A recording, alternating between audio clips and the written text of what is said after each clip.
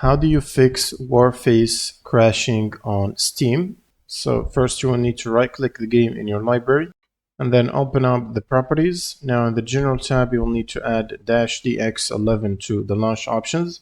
Then go to installed files and verify the integrity of game files. And once this process is completed, you can close Steam. Next, you will need to open up your browser and navigate to the Microsoft link that you can find below in the description.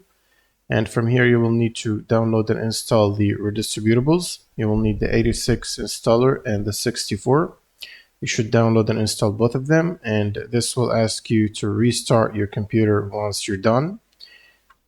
And right after the restart, you'll also need to update your GPU. So if you have an NVIDIA card, you will need this NVIDIA app installed on your computer.